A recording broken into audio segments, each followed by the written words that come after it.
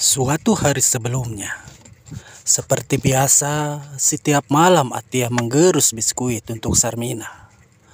Malam itu hujan deras, kilat berkelebatan. Semburat cahayanya memantul pada dinding tua. Sebuah radio dibiarkan menyala, menyiarkan lagu dangdut jadul kesukaan Atia.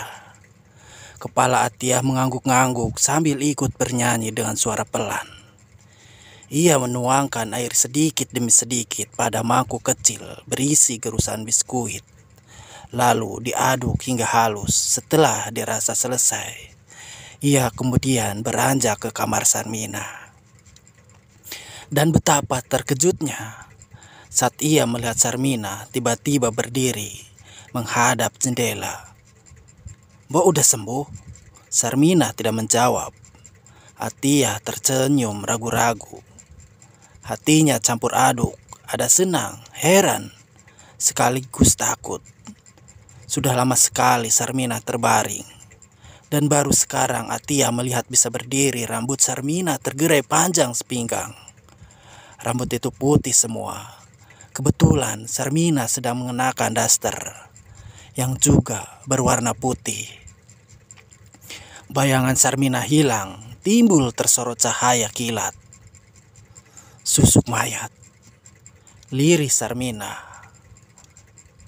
Baru kali itu juga Atia mendengar suara Sarmina. Ia bingung apa maksud Sarmina berkata seperti itu. Susuk mayat, maksud mbok apa ya? Atia mendekati perlahan. Kilat terus berkelebatan. "Bunuh aku." Sarmina kembali berucap aneh. Malah minta dibunuh. "Mbok." Atia tersenyum. Perlahan ia angkat lengannya untuk menyentuh pundak Sarmina.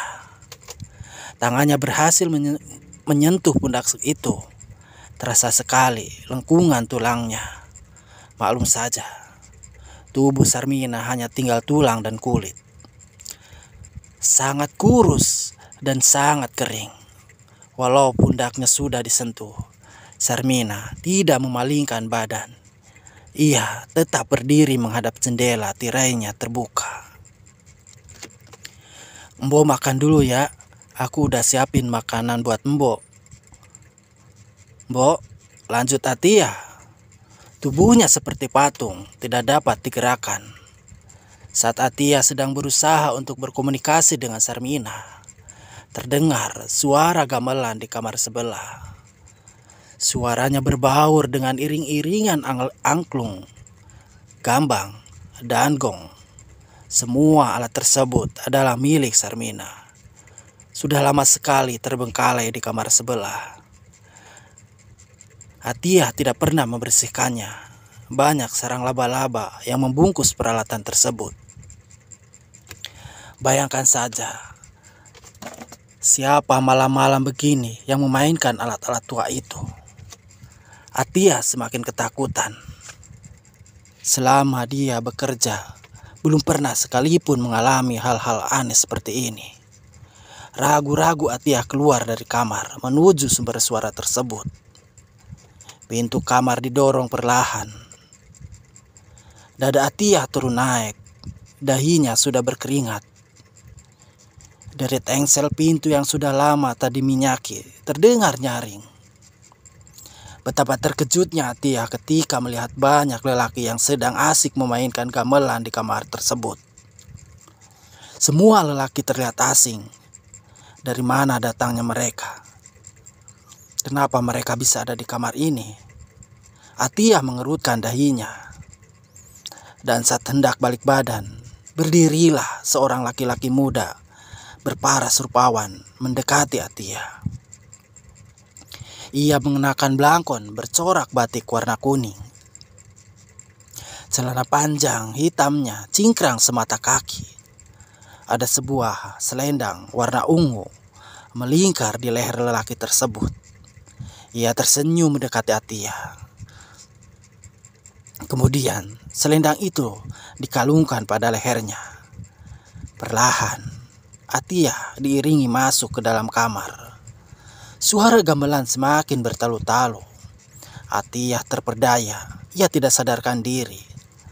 Tatapan matanya kosong dan tubuhnya menari-nari bersama lelaki tampan itu. Atiyah seperti masuk dalam kemparan cahaya. Seketika ia terkejut saat melihat dirinya berada di sebuah panggung pertunjukan ronggeng. Orang-orang ramai menontonnya dari bawah sambil bersorak-sorak memanggil nama Atiyah. Ia meraba pakaiannya sambil terheran-heran. Atiyah mendapati dirinya sudah berpakaian seperti seorang ronggeng. Kebaya, sarung batik, rambutnya dikonde, ada bunga melati di rambut belakangnya. Selendang terselempang di lehernya.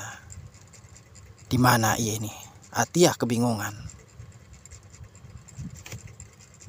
Atiyah juga meraba wajahnya. Pipinya tebal sekali oleh bedak. Sementara di depan panggung berjejer beberapa obor yang menyala. Apinya berayun-ayun tertiup angin.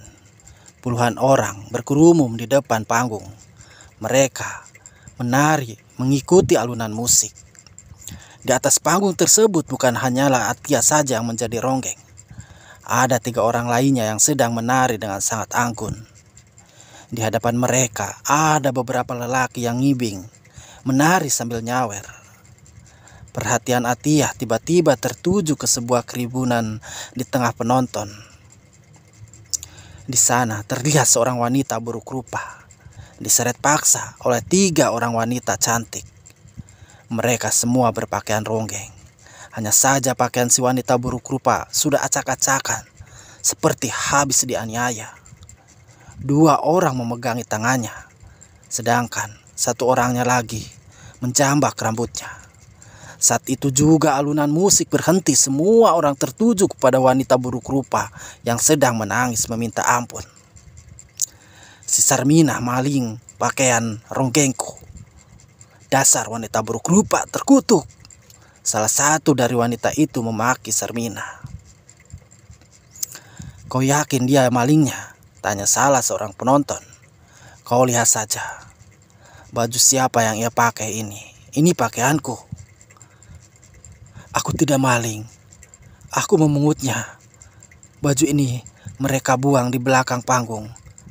Hah, sudah maling berbohong lagi. Sekar membentak. Kita telanjangi saja dia. Salah seorang dari wanita itu memberi usulan sadis sambil menunjuk wajah Sarmina yang sedang menangis. Jangan, kumohon, jangan. Sarmina merapatkan telapak tangannya memohon agar tidak ditelanjangi. Sayangnya tidak ada orang yang mendamaikan perseteruan itu. Baju Sarmina dilucuti satu persatu dengan cara yang sangat kasar. Ia sempat mengamuk, tapi 3 wanita itu cukup kuat untuk menahannya. Para lelaki yang menonton kejadian tersebut seperti membiarkan saja. Mereka malah merasa diuntungkan karena ada tontonan tubuh wanita gratis di hadapan mereka. 3 perempuan tertawa puas setelah berhasil mempermalukan Sarmina. Buru-buru Sarmina pergi dari kerumunan lelaki sambil membawa serta beberapa helai pakaian untuk menutupi tubuhnya. Ia berlari sambil menangis kencang dan berteriak, "Terkutuklah kalian." Semakin jauh tubuhnya, semakin tidak terlihat. Barangkali ia masuk ke dalam hutan. Entahlah, yang jelas kejadian tersebut membuat Atiyah yang sedang berdiri di panggung tercengang. Ia menutup mulutnya dengan telapak tangan. Kakinya melangkah mundur. 3 orang yang baru saja mempermalukan Sarmina kini malah menatap dia dengan tajam. Mereka melangkah mendekati Atiyah. Bukan hanya 3 wanita itu saja, tapi semua orang yang ada di sana secara tiba-tiba menatap Atiyah dengan tatapan dingin. Kenapa? Aku salah apa? Atiyah ketakutan. Dada Atiyah seperti ditendang dengan sangat keras. Dalam satu hentakan saja ia tersadar. Ia mendapati dirinya sedang ada di dalam kamar. Napasnya terengah-engah. Ia menoleh sekeliling. Tidak ada seorang pun yang memainkan alat musik di kamar ini. Dengan tergesa ia menutup pintu kamar. Atiyah lalu melangkah menuju kamar Sarmina. Setibanya di dalam kamar, Dilihatnya tubuh Sarmina menjulang tinggi hingga menyentuh langit-langit kamar. Ia menatap Atia sambil tersenyum mengerikan. Kedua kakinya tidak menyentuh lantai. Dengan gontai, Sarmina mendekati pembantunya. "Mayatku, kau mayatku." Atia menjerit ketakutan. Ia lari terbirit-birit hendak keluar rumah. Tapi pintu terkunci rapat dan tak dapat dibuka. Sarmina semakin mendekat. Tubuh Atia sekarang berada di antara selangkangan Sarmina. "Mayatku," desis Sarmina. Atia pingsan.